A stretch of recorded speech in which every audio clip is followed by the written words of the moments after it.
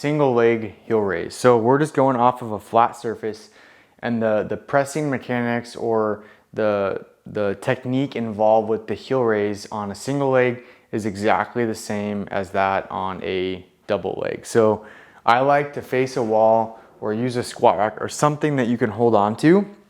So that way it allows us to really focus on our technique and not create compensation. So I want to have that cue of pressing my big toe into the ground.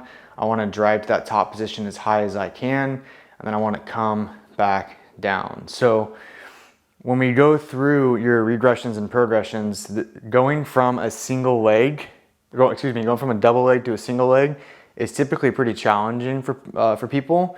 And then just due to the physics involved, there's a substantial increase in the load going from just a true double leg heel raise to a true double leg going from a double leg heel raise to a single leg heel raise without having any sort of progressions and loading patterns before transitioning to the single leg. So some of you may benefit from going up with two, picking one leg up and lowering back down with one, up with two, picking a leg up and lowering back down with one.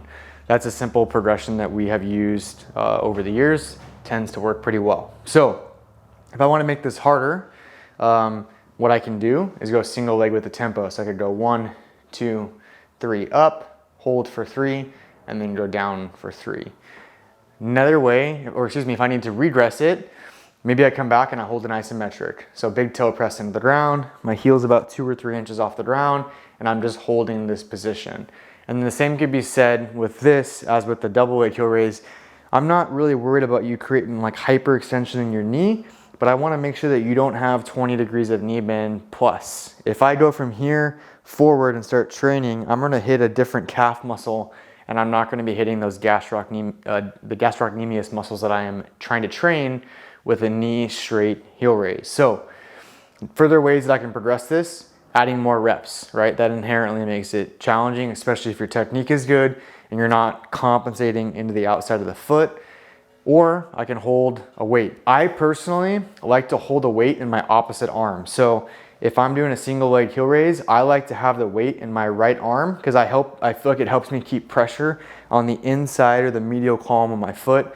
If I hold weight on the outside, I feel like I tend to rotate my trunk and put the weight on the outside of my foot.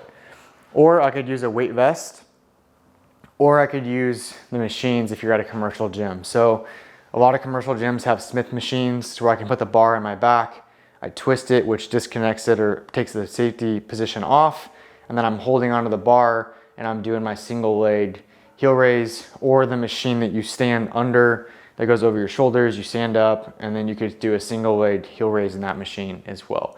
You don't have to have those machines. I'm just trying to create examples for everyone that's maybe you're at a home gym or you're at like a studio gym versus a big commercial gym. Everyone's gonna have access to different types of equipment.